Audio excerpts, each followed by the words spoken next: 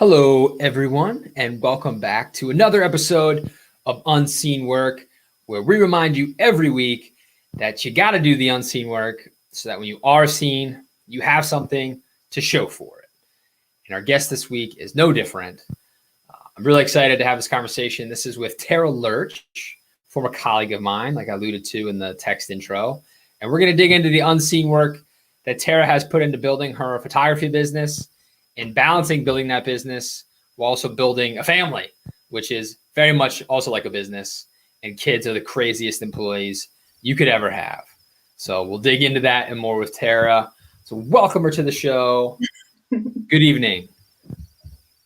How are you doing today? Good. How are you?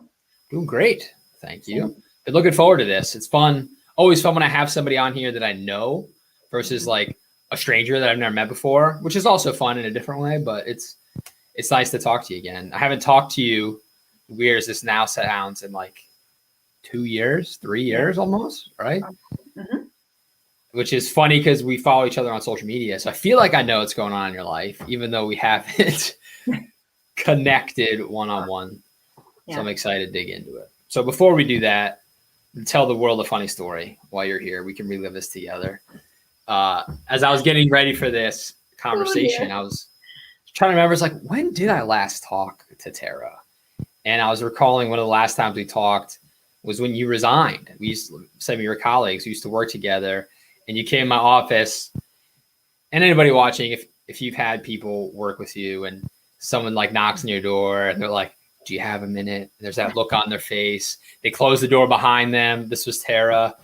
And then you know what the conversation is going to be in that person, in that context when the person's doing that, right? So I knew what you were going to say, Tara, and I could tell that you didn't quite know how to say it. But what was funny, you didn't know that I had already resigned from the company when you were about to resign to me. And so that was an interesting scenario I hadn't been in before, where I could just look at you and say, Tara, it's okay.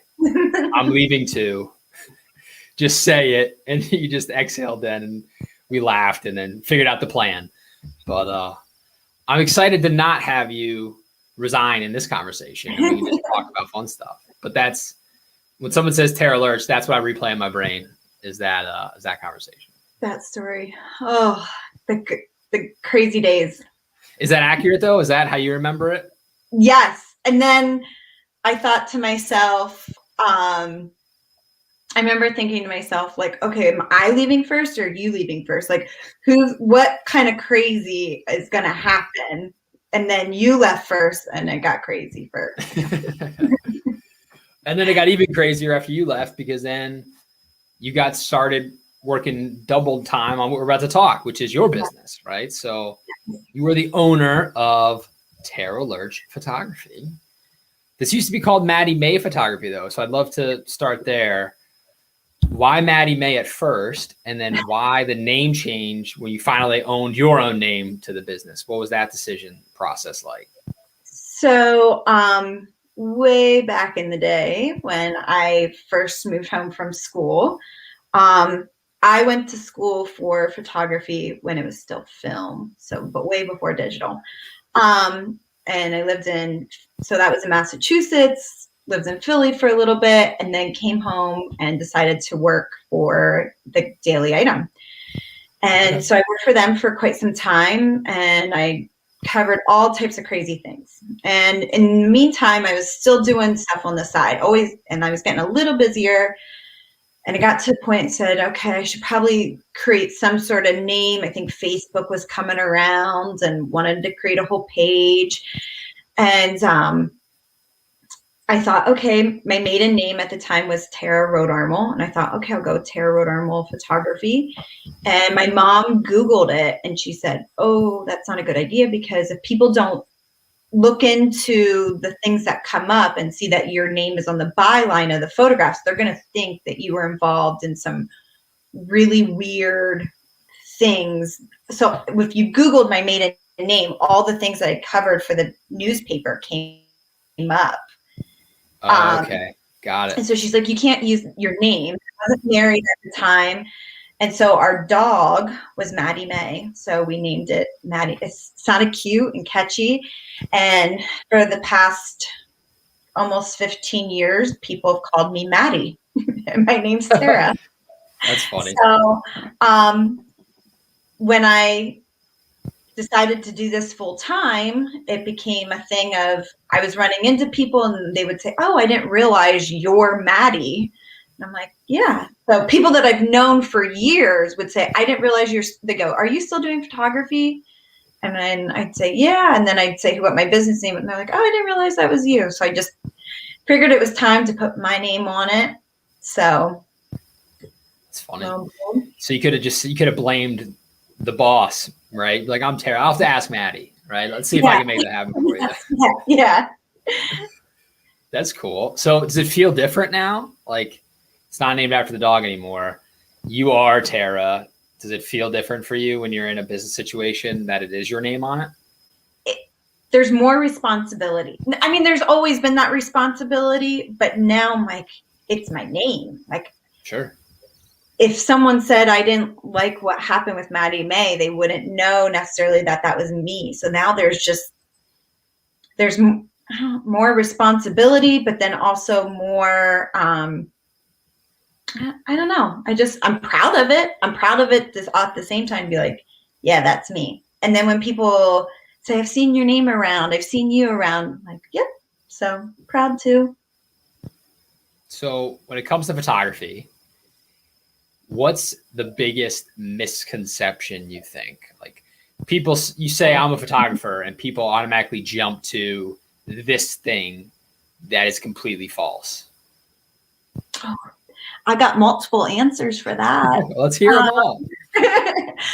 I think, and I mean this in the nicest way possible. I think when people say, oh, I'm really into photography too, it's like, I had someone not too long ago, say to me, what do you need help with? Meaning, because they knew that I was getting busier with things. And I jokingly said, do you know how to edit? And she goes, yeah, you can teach me how to do that, right? And I'm like, this is something that I've been doing for almost 20 years, which makes me feel very old. But my first time I started, I spent my senior year in high school working for a local studio, editing senior photos and restoring old photographs.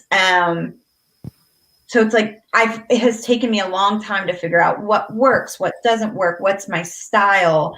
It's just like an artist, sure. Someone doesn't pick up a pencil and start drawing and sell prints. So those are probably the two biggest things that I'm just like, oh, I don't want to hear it. I don't want to hear it.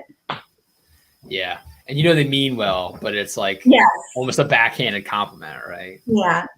Yeah. And I'm trying to think if there's another profession that's like that, right? Where everyone just assumes they can do it too. Yeah. I guess in some ways, marketing's like that.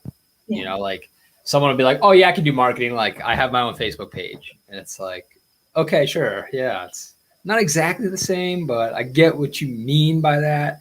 Your intentions are good, but not the same. It's not rocket science. Believe me, it's not rocket science. But in the same sense, it's also just everybody has their own styles, their own, just like parenting. We all are practicing on how to be a parent. We're figuring out what works and what doesn't. We're going with the flow. So someone can come into your home and be like, you are doing that wrong. But what works for me works for me. So it's just. Sure. So when it comes to the photography, besides people claiming that they can do what you do, give us some insight into that unseen work. So if I take you mentioned a senior portrait, right? So if we use that as an example, people will see the finished senior portrait. What don't they see of what it takes to make that final portrait? As in like hours spent setting up lighting or the equipment, or how long does it take to edit a photo? Like, what are some of those parameters that most people just take for granted? So it all starts with an inquiry. Someone reaches out to me, and that in itself ends up being easily 10 emails back and forth of who, what, where, and when. How much do I charge? What all comes with the packages? I mean, I can make it as clear and say, here, read all this stuff, but people still have questions. And then it's all about, well, what do I wear?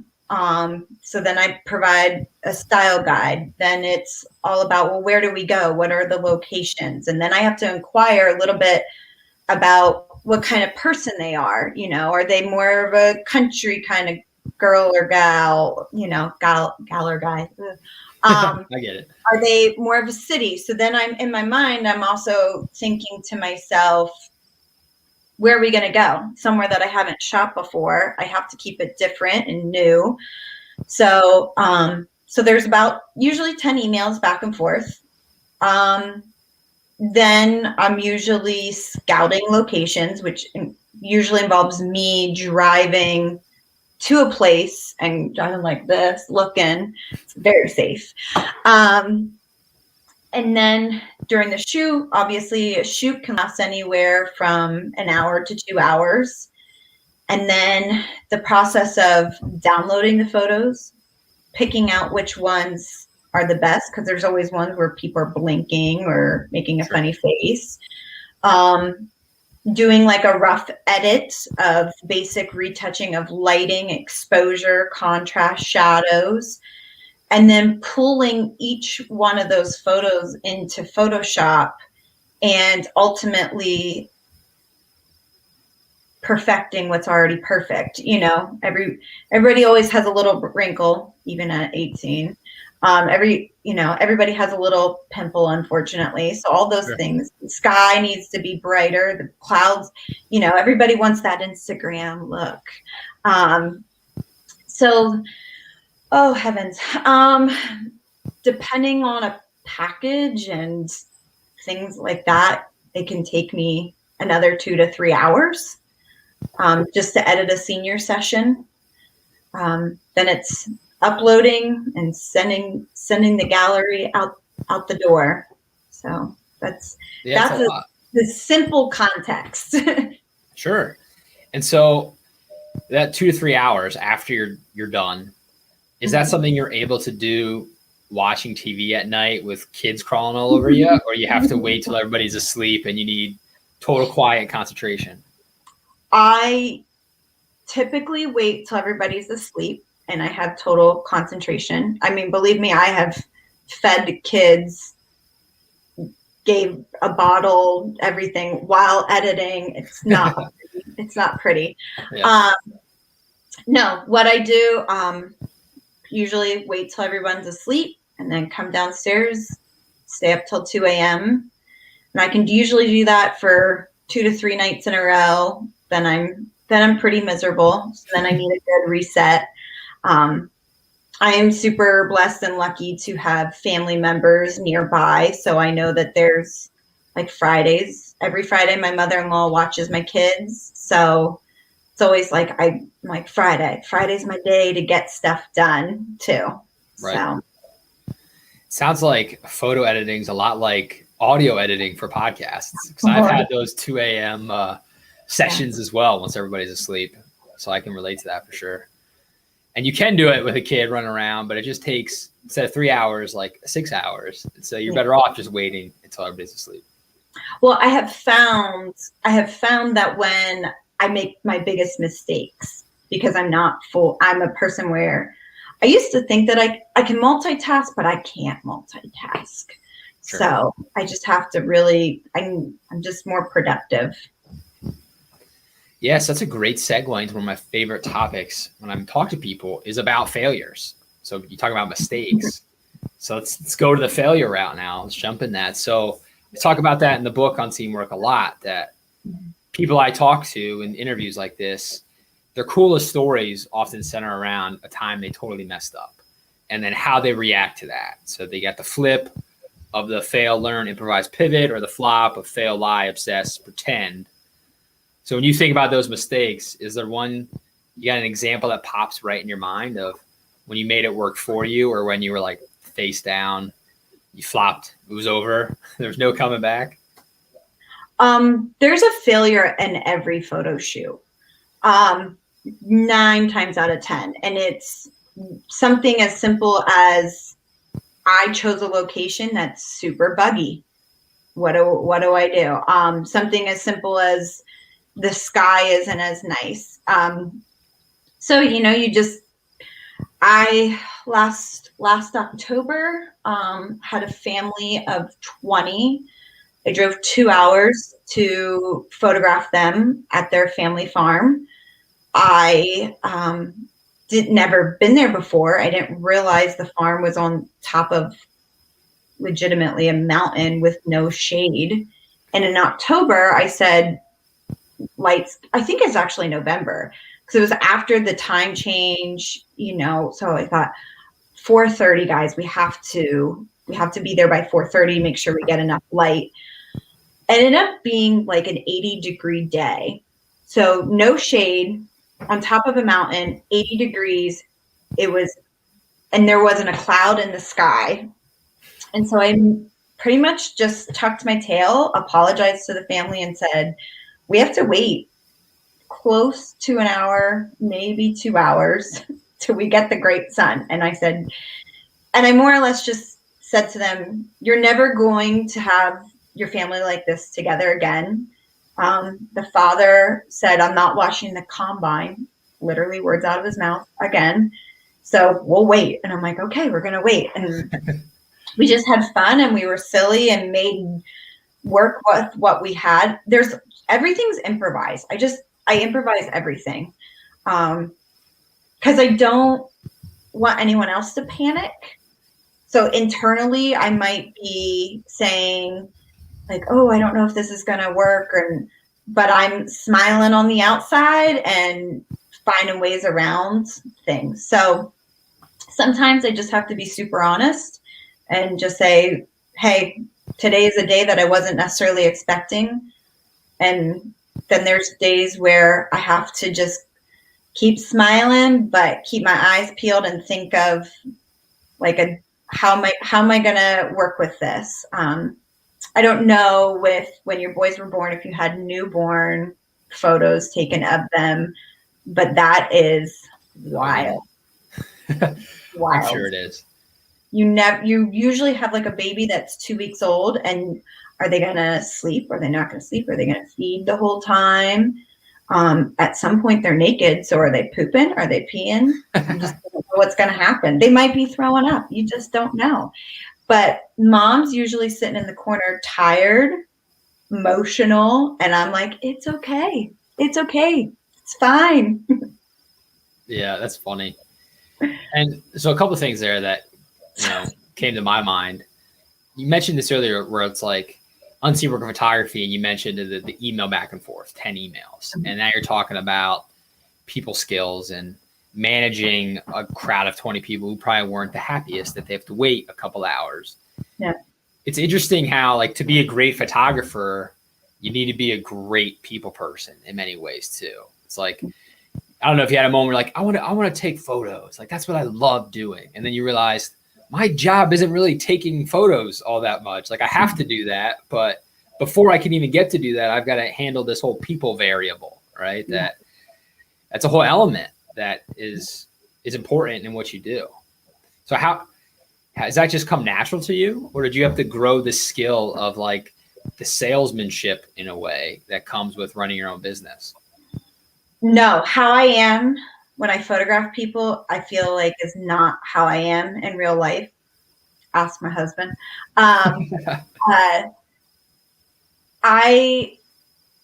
It's actually funny that you say that. Photography is something that my first camera I got when I was in 8th grade. So it's just something I've always had. And I was that kid in school that was not sitting with their friends at pep assemblies. I was down on the floor taking photos, and I just liked that. But I know it's simple, but that's where it started. It was like, yeah. I had to get out in front of the whole school to take a photo of something at the pep assembly. So that's kind of where it started. I had to get out of my little bubble of sitting in the back row. And over the years, I've just have kind of learned what I need to do in order to make people laugh. which 9 times out of the 10 means making a fool out of myself. So no, it doesn't necessarily come naturally. It's just I feel like I've been doing this for so long that I've learned what I need to do. It's funny that you say all this because I've had a couple people that have shadowed me for weddings the past couple of years, and they're usually a little younger, starting out. And I often think to myself, like, you just got to get in there. You got to get in there. When there's a big reception and everyone's dancing in a circle, you're going to get you're going to get the best photos being in the center of that circle. You don't know these people. It's awkward, right? But you're going to get the best photos. And they're always standing on the outskirts, like him hauling around. And I just laugh because I'm like, it wasn't long ago. That was me. So you just learn over time. Yeah. It is interesting, right? Like you said, you mentioned before, can you train me how to do this? Yeah. Right. When it came to editing. And now you have these people shadowing you where you are sort of teaching and passing it forward. I've recently started doing that. I sat down the other day and I was teaching someone how to edit audio for the podcast. Mm-hmm. And like seeing their eyes just get bigger and bigger, where I'm just like, yeah, you do this, you do this, you do this, you do this. And they're just like, wait, what? And I was like, I hadn't really said it out loud before. It's like in my head. It's just something I do. I taught myself and I just do it. And I don't think about the complexities. It's just what has to get done. Do you find that when you're like shadowing them, you're like, yeah, you go in the middle of the circle. This is how you have to handle a bride or a groom. And they had to get that deer in the headlights. And for you, it's just second nature because you've done it so long. And oh yeah. And it's funny. It's not only the deer in the headlights, but as I'm realizing that as I'm telling people, I actually just brought someone on to kind of be a virtual assistant, answer emails, things like that. And I've realized I'm telling them how I do things. And I'm like, I don't really have a system. I don't really have a reason. It's just this certain situation, this is how I handle it. And this certain situation, this is how I handle it. So yeah, that's when I get like, what's happening? Sure. What do I do? Yeah. So you mentioned the newborn photos and the mom being tired in the corner. You've been that tired mom in the corner. Maybe you still are that tired mom in the corner some days, right? Yeah. How have you found that parenthood has prepared you to be a boss? You just hired somebody to be a virtual assistant, and now you've got an employee there handling clients, running your own business, just like you run a household as a mom. How do you think those two intersect, the personal and business there? Oh, that's a hard question. I don't know.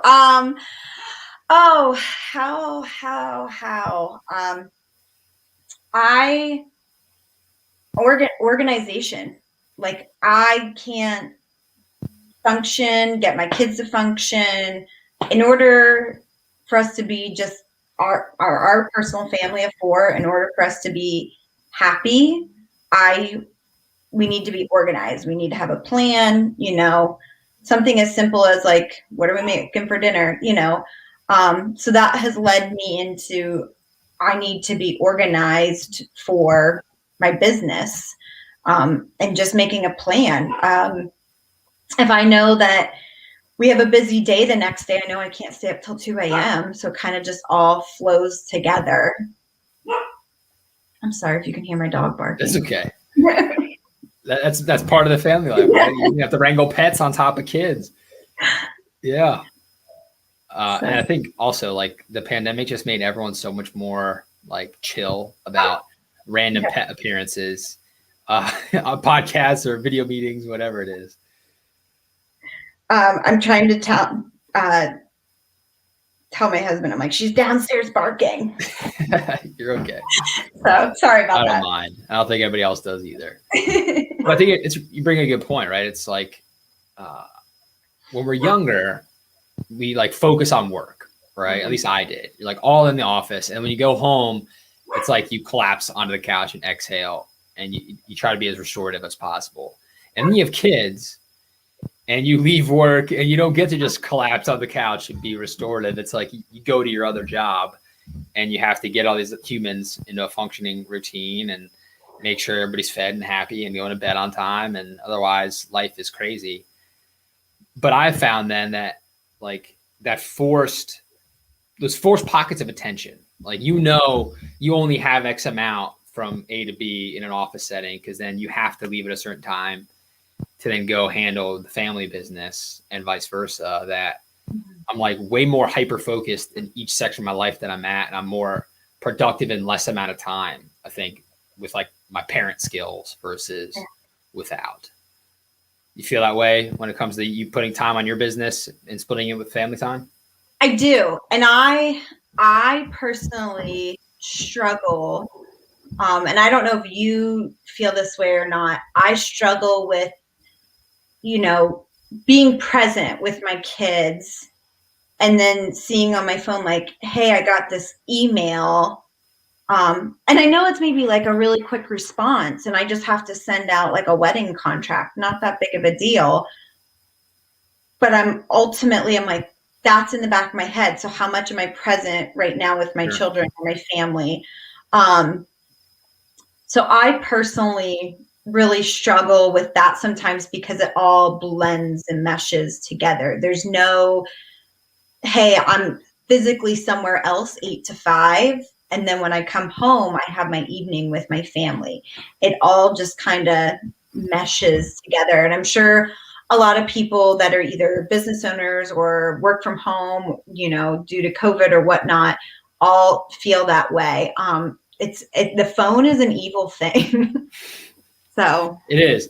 It's a tool and also like a crutch and an addiction in many ways. It's like fire, right? It's like it can be a tool, but it can also destroy. I hear you. I have to leave my phone in like a different room. Yeah. Otherwise, I'm the same way. And I think what's worse is like I don't have it on right now, but like wearing an Apple Watch. Yes. Because then it buzzes and I'm like checking like this.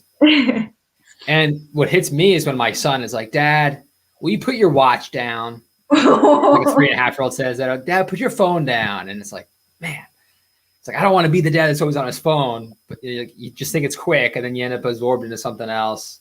Yeah. And then the kids pick up on it, right? They want that attention. They don't want to be sharing with anybody else. Way more observant than you realize. That's for sure. And it starts young.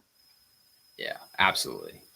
So what advice do you have for people that are watching this or listening to this? A lot of people started businesses in 2020 with at a time.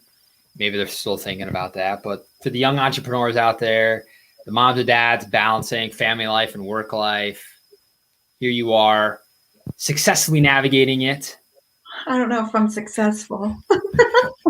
But you are, right? We all have that like doubt, right? But like you're making it work. Yeah. Whether you call it successful or not, you're making it work. So what advice do you have for folks who are also looking to make it work? Any trade secrets you can share? I would say, I could go down. I could go down so many avenues. I could go down if it is what makes your heart happy. Like I could be all sentimental in the fact of like, we have this one life that we need to live. And if it is something that genuinely makes you happy and you feel that there is potential and opportunity for it to grow, because believe me, we all have things that make us happy, but if it's not going to go anywhere, what's the point? Then go for it. Just do it. I worked for about 7 years. No, longer than that. I don't even know why I'm saying that. Like probably close to 10 years. Doing both. And then it got to a point, it was about 5 years where I was doing essentially 2 full-time jobs. And when I realized that it was affecting my family and I wasn't able to be present for my family and I was just burnt out, I remember my husband and I sat down and we had a conversation and I simply said to him, I have to make a decision. I have to make, I either go the photography route or stay at my job. What am I going to do? And he kind of was like, that's up to you. What's gonna make you happy? And I essentially said, I've worked too hard and too long to give up the photography life. And I think that there's so much more opportunity. So part of me said that, just go for it and do it. Part of me says I would not be able to do anything, get anything done if I didn't have a support system. I really hope my husband's listening. We'll send him the link when it's over. He can watch. Yeah. We have built a good team. We have family nearby. So we have some amazing grandparents that are involved. You and I were talking a little bit earlier. I don't even know how people do it long distance away from family. It just, I don't know how they do it. So if you have hopes of building a business and you're nowhere near family, I have no advice for you. Other than get closer to family, right? That's get closer to family. But no, we have a good system of, he's super supportive, honest, and sometimes I hate him for it, but then it's the advice and the words that I need to hear. So those are my two things, and everything else I'm just winging it on a daily basis. I like that. It's like, do what you love, ask for help, and remember that everybody's winging it, right? Like that's the three, because I think we are definitely our own worst enemies. And you mentioned everybody wanted that Instagram look earlier, right? Everybody also wants like the Instagram life, where we see all these influencers for whatever thing you're trying to do out there. And there's that comparison point in front of us all the time that makes us feel like we're not as far along as we should be. But we're farther along than we think we are most times. And most times we're exactly where we need to be on our journey to wherever it is we're going. It just doesn't feel that way. So it's got to give ourselves some grace there. Yeah, I am constantly comparing myself to other photographers, and I think that their work is amazing. And there's no way that I'm comparable. And why do people come to me? And then I get a commercial contract, and it's like, I'm doing something right. I'm doing something, you know? And I see every year how things continue to grow. So I'm like, there's something, and it's, So this is interesting. I don't know if this happens for you, but every time I have a moment like that for myself, where I think I suck, I'm not doing good, or this person's doing much better, that's when the universe brings me that commercial contract. Mm-hmm. Does that happen for you? Where it's like, in that moment where you're like, should I even do this anymore? The phone rings and it's like, hi, we're going to hire you for this. And it's like, okay, yes, I'm doing this now. Oh, every season, every year I go through these like waves. Like January through April, photography is slow. Majority of people don't want photos in the winter, so it's slow. And I spend at some point panicking. I have no weddings. I have nobody contacting me. And then the following week, I get email after email. And I now have learned that Christmas and Valentine's Day, people get engaged. So usually a month or two after that, I'm getting phone calls and contacts. The spring, babies are born. I don't know, think about that one. The spring, babies are born typically.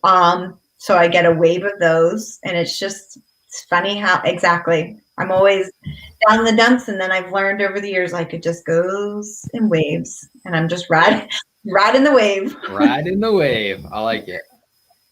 Well, I haven't done this in a while, but I'm going to do this with you, and I'm going to flip the interviewing power to you, Tara, and see if there are any questions on your mind you want from me, and we could, and then we can wrap it up. But just having fun talking to you, and we've got that relationship built up already, where I feel comfortable doing that with you. So, you don't have to have any, but I'm just curious. You ask me some if you want to. So I don't know how most people are that have their businesses, but I have learned that I thank God for Google. That's all I can say, because there's simple things of like, what do I do for a contract? I need to send a contract out, and what do I need to do for that? I need to taxes. Like, how do I do my taxes? So how do you educate yourself on how to run a business? I mean, there's things like being a people person and sales, like you learn that over time. But like when it comes down to the nitty gritty of like running a business, how have you educated yourself? So part of it's Google, like you said. I've heard people call it YouTube University, right? Where you get on YouTube and watch videos, and or there's so many sites like that, like Coursera or Udemy or LinkedIn Learning, where you can find an online class about whatever you want to learn, right? For me, it's been interesting. I learned how to run a business by running a business for somebody else. That's how I learned, where it was. And then I was like, okay, I'm doing this for somebody else. I could do this for me. And it was also, I used my own stuff to experiment on something I wasn't quite sure of how to do in the day job that was actually paying the bills. So I'd create these little like side business ventures to try stuff, fail at it, mess up, figure out what didn't work, and then go back to the day job the next day and say, okay, we're going to do it this way because I know that this other way is probably not going to work because I already tried it over here in a low stress environment. And then I did it that way. So most people don't have the opportunity where they're like, their job is teaching them how to do the side thing, but that's how mine sort of unfolded. All right. Another question I have is, do you create a goal? One of the things when I left the corporate world, I almost was still wanting and needing to do those annual salary, like annual reviews. I needed to do those self-assessments, where I found myself really asking, what's my ultimate goal? What am I working towards? Do you create that for yourself? Do you do that? I say yes and no. Because what I found is interesting is sometimes when I create a goal, it limits me. Because then like I've sometimes set the bar too low for myself. And then if you set the goal and you're very specific on the goal, that's all you focus on, and other opportunities, you let them pass by because you're so focused on your goal. That's a very specific goal. So what I tend to do on my side experiments, this being one of them, is set more of like an intention or general focus, like a general point in the distance I want to go to, and then allow myself to meander on the way there and pick up experiences and achievements along the way. A great example for me is 2020, right? Like I started writing a book, didn't really like commit to like I'm doing this book thing, and then the TEDx thing came up. I was like, oh, let me try that. Maybe my idea will fit over there.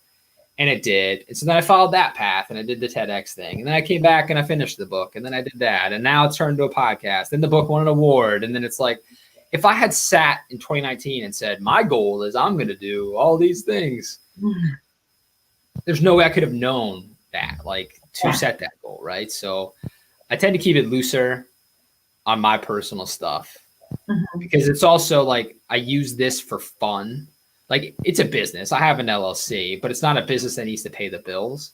So I don't put that like intense pressure on it like I would if it was going to pay the bills, or I put on myself for my career that does pay the bills, because there I certainly have goals and very tight deadlines and specific things I need to achieve as part of a broader team. I think that's a different part too. Like my individual goals there roll up into a broader team goal. Okay. When like I'm a team of one on my personal thing, so I'm the only person. So I think the approach is different depending on how that's all set up, if that makes sense. Yeah, definitely. So yes and no. I mean, like it sounds like annoying to say I'm a present moment guy, but I'm one of those people when it comes to my personal stuff is I just focus on whatever I'm doing right now, like doing it to the best of my ability, because then that tends to unlock other doors that I didn't even know were there. Oh, it's amazing what just connections and networking, and it just spider webs out. So yeah, definitely. It's funny because a podcast is literally just networking, but I'm recording it. Yeah. Right. So I've met so many awesome people doing podcasts, and all that is like, this is like a big networking event with the camera running or the microphones recording, and then building those relationships, and then opening myself up to what those relationships bring into my life, and then repeat. Yeah. What's your flip-flop story? Flip or flop? Sure, flip-flop. Well, first, when I came up with the flip-flop thing, I laughed to myself because I love the beach, and it's flip-flops. So I was like, that's but then I was like, that works because you can't move forward wearing flip-flops without the flip and the flop, right? Like if you're just flip, you're like dragging one foot behind you because only one foot's moving, and that it's not that effective, right? So I mean, I have so many, and I'm trying to think of some I haven't said recently, but for me, a flip, I'll start with the flop. So a flop for me, I use this one. I'll do a cop out. I use this one often when I think flops. But for me, a flop, and I'm still kind of mad at myself for it, is flying. I used to take flight lessons, and then I just stopped. Like our son was born, and I just stopped. So for me, a flop with fail, lie, obsess, pretend. Like I failed at becoming a pilot because I didn't finish my license. I sort of like lied to myself about like the reason why I stopped. So like made the rationalization that I shouldn't be 3,000 feet in the air when my wife's 8 months pregnant because like, who knows what's going to happen, which is fair. But I could have gone back then after the kid was born. But then my rationalization was, oh, I'm sleep deprived and that's not safe. And then the further time went on, it just fell away. And then I definitely obsess about it sometimes. Every time I see a plane in the sky, I'm like, dang it, that was me. That used to be me up there. And then I just try not to talk about it often and pretend it didn't happen. So that's like my flop is I just didn't make that happen for myself. If one day I do become a pilot, that could be a flip. But now I failed at that. I did not finish that. The flip, like almost every piece of content I create is like I've tried so many different things. I think a good one is my online course that I made in 2020. Pandemic hit. It's like April. I got this time on my hands because I'm not commuting anywhere and I'm doing the podcasting stuff. I got a lot of people asking me, how do you start a podcast? How do you monetize a podcast? It's like, let me record myself talking about this and throw it up there. And as soon as I make it, everyone's going to buy it. Right. Not the case. Right. So that, like, I think maybe like 8 people have bought my online course. I spent more paying somebody to edit the videos than I've made back. Like I lost money on that effort just from a money standpoint. But what I learned there is like, I failed at the online course thing. It's out there. It's fine. But I learned then how to be comfortable on camera because I really wasn't at that point because I was doing podcasts, but it was just all audio. It wasn't the video. Yeah. So it forced me out of my comfort zone to get on camera finally and learn how to look at a camera and talk and get my point across. I learned then I didn't actually need to pay someone to edit the video. Like after I paid him, I was like, I should have just done this, like, and not spent $900 or whatever embarrassing amount that I paid somebody to edit video. And so then I improvised and pivoted and used those skills to other things. Like I started doing these like walk and talk videos myself. It turned into this. Now we're on camera. So like I had to like just make a really horrible online course and fail at that to then use what I did learn from it and flip it into a couple other things that I do now. Good. That's awesome. Good for you. Yeah. Thanks. I could keep going. You can keep going if you want. I was gonna say you also don't have to. It's fun to like just to trade the power role in the interview, right? So those are good questions, though. Yeah. Do you see? So how do you balance? How do you balance this? Like, you know, you've in life and kids and now new baby, and how do you balance that? Yeah, I schedule like everything in my life because I've learned, I think it was Grant Cardone. I read a book from him where he was talking about like empty space on your calendar is the devil, is what he was saying. Because basically, if you don't schedule the time, it gets scheduled for you. Like if you don't have something timed out, then you're going to be on your phone thumbing through Instagram for 3 hours, wondering why you can't get anything done. You have no time for anything when you just wasted a whole bunch of it, right? So like you have a great support system with my wife, and I just have certain nights of the week where like I've got my extracurriculars booked out, where it's like on this night I've got a coaching client, on this night I'm just doing family stuff, and then this night I'm doing the podcast thing, and this night is that, and then I just have those little pockets reserved to work on this stuff. And then I had enough of those nights where I was doing it, or weeks, years, where I was doing it every single night till 2 a.m., building the skills to the point where now I can get what used to get done and what used to take like 4 hours in like an hour and a half.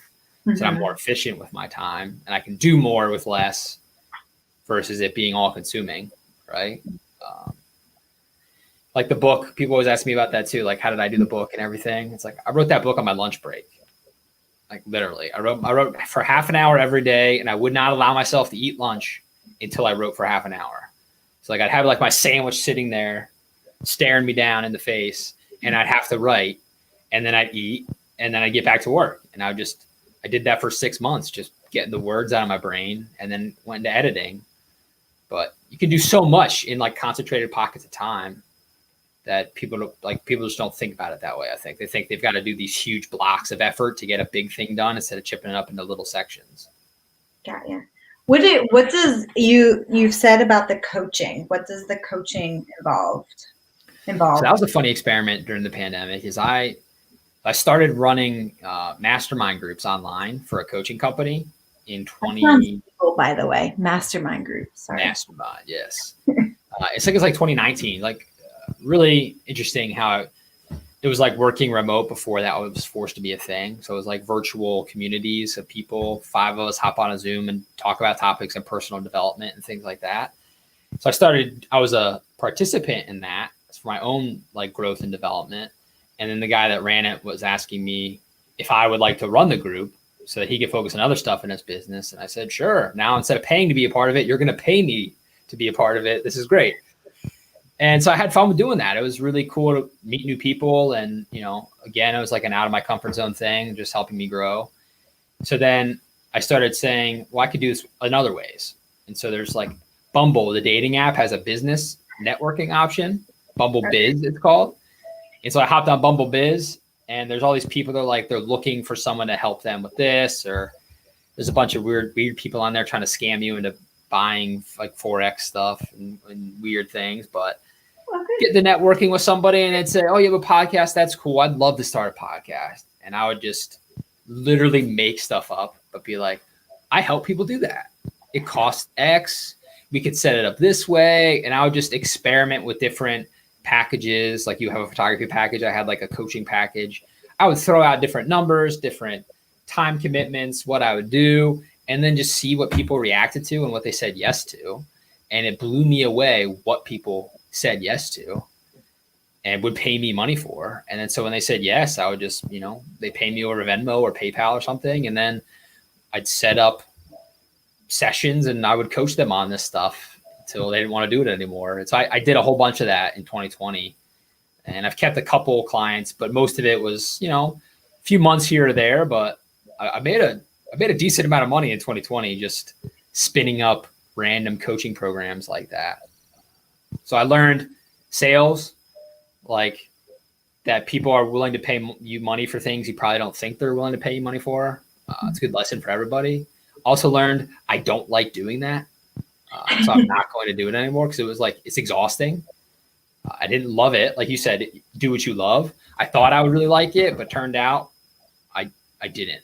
It just wasn't, it got to the point where it's like, I know you're paying me all this money, but I don't even want to do this. So I stopped. But that's what the coaching thing was. Do you, one thing I've always felt about you is that you have this confidence. You have this confidence. Maybe it's BS. I don't know. But you're quick on the spot, and I remember coming to you when we worked together with different thoughts, and you right on the spot, you'd say, well, what about this, this, and this? And I was like, good gracious. Like, I've always been like, I would not want to be inside your brain, but I want to be inside your brain. Is that something that you feel that you've created over the years? Or do you think that that's just kind of always been you, and now you know how to focus on it? And sure. I think probably a little bit of both. I mean, I think a little bit of it is like, it's just been there. And then I've leaned into it over the years and sort of grown that muscle, right, to do it more and more. But it gets me in trouble, believe me, that quick, like, just because sometimes it is BS and I just throw stuff out there and it's not correct and then I can get in trouble. But yeah, I don't know. I've always been quick thinking, quick witted in ways. And just like, I love random outlandish ideas sometimes. And sometimes they work. And then it's like really cool, creative ideas that work in marketing and things like that. And other times they don't make the best sense. And I'm often very well balanced by somebody who is more pragmatic. It's like, I'm very good at coming up with these harebrained ideas, but I need somebody to help me implement them then. Right. So it's like, when in a work environment, when I'm paired with somebody who can be like, okay, great idea. Now, what's it going to take to actually make that happen, Miles, and make it successful? Let's break it down. And they kind of reel me back in, and then we put a plan together. It works. But yeah, I don't know. I feel like I'm just creative thinking is a skill of mine, I guess you could say. I think some of it was developed during swimming. Like, my head's just literally underwater and all you can do is think for hours at a time. Right. So it's like that thinking skill after years of swimming and not being able to talk, just like what goes on up there got refined, like me talking to myself, you know? Yeah. And now I use it, use that powers for good, not evil. Do you feel like your kids have, well, maybe not your youngest one yet, but your 3.5-year-old, has he picked up on that? Yeah. Or is he similar, or is he more like your wife? No, it's really scary. I don't know if your kids are like this, but like, he is such a mini me of me that it like blows my mind sometimes. And like the whole like nature versus nurture argument, it's like, there was some stuff where it's like, even before he could talk, just his personality and like his mischievousness, and you're like, no one taught you this. This is just you, right? Yeah. And then it's for sure grown, but he is, yeah, it's cool to watch how his brain works, what he picks up on, what he thinks of, the stuff he creates in his head, like the little worlds he invents. It's really cool. Yeah. Very cool. All right. I'm going to cut you off because we're almost at an hour. Okay. So now you interviewed me as long as I interviewed you. So this is a dual episode, everybody, of interview Tara and then Tara interviewing Miles, which is fun. But to end it, back to you, Tara. I'm taking the power back. Now I'm the interviewer. One last thing I'm curious to ask of you is, when we think about goal setting and, you know, often going from point A to point B, right? One thing I love talking to, I try to ask this of everybody, is about a point C moment. So we've covered a lot. Like, you wanted to start a photography business, 8th grade, you pick up a camera, that's point A. To where you're at, where you did it, you have the business, point B. What's point C for you? Have you thought about that? Because for me, like, there's that oh shit moment that actually happens when you reach your goal. You mentioned goal setting. Like, you set the goal and sometimes you don't think you're actually going to reach it, and you reach it and it's like, oh my gosh, I did it. Now what do I do? Where do I focus my attention next? I went from point A to point B. What's point C? Have you had those moments? And if you have, I'd love to hear how you reconciled that and then reshifted your focus. I haven't. Do you have like a bug in my house? Because this has been a conversation in my house. I think before things started live, you and I were talking, and we have come to realize that I got to the point that I thought I would be in a year or two from now. So literally, I might have to do a second interview, because that has been the ongoing topic in our house of like, okay, I thought just got a little too big. I don't want to say too big too quick, because I feel like that's a negative spin, but I feel like I'm just to the point that I thought I would be 2 years down the road. So I'm honestly, it just comes down to like talking and thinking to myself and doing some self-reflection of like, why did I do this? What was my ultimate goal? Kind of similar to you, when you start something, it branches here and there. When I went to school for photography, photography, I thought I would be doing senior photos. And when I left the corporate world, I thought I had this, what I thought was ingenious idea of working with local small businesses and pretty much giving them the content, like doing photos of food for a local restaurant, and saying, okay, here's the content. Stop taking photos of your beautiful dinners on cell phones. Let me take photos of. And so I thought I'll create these packages and, sell them to local businesses. And it just totally took me a different way. I found myself doing nothing but newborn photos, and which is obviously totally different. And in the beginning, I despised them, but I had to accept. I was like, well, this is what's going to pay my bills right now. So I took a lot of 2020 and said, what do I need to do to perfect this?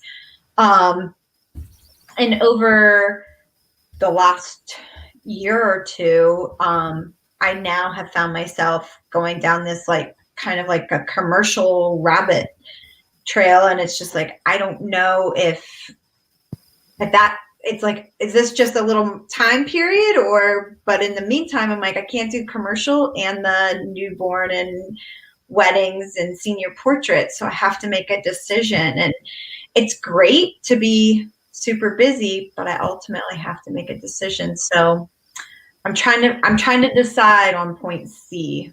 I haven't gotten there yet. Yeah, that's a very honest answer, a very real answer.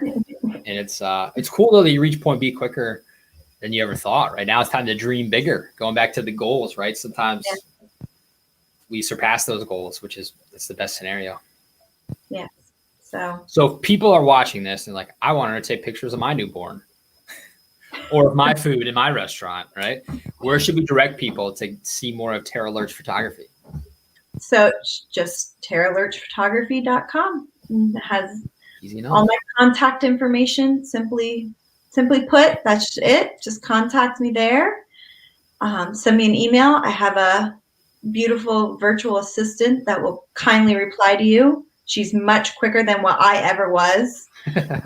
Her grammar's way better than mine. Nice. So yeah, that's simply as put, and hope that I get to continue meeting people, and that's the best thing. I meet so many people, and I hear some pretty crazy, wonderful stories, and that's what I'm addicted to. I'm addicted to meeting the people and then having what they thought. I love at the end of a session, people going, I thought that was going to be terrible, and that was a lot of fun. That's like my favorite thing to hear. That's awesome. Well, hopefully that's how you feel about this podcast. It was. Well, I like it right now. When I rewatch it later, I'm going to cringe. Oh, sure. Yeah, well, that's only normal. Nobody likes to watch or hear themselves, so that's real. Yeah. But I appreciate your time. I know you've got the family there and you're bouncing so much. I appreciate you carving out an hour now to chat with me. I've had fun, and I hope you did too. And I hope all you guys watching did. So head on over to taralerchphotography.com and book a session. And we'll see everybody next week. All right. Thank you very much, Miles. I appreciate it. Good luck with everything. Thank you.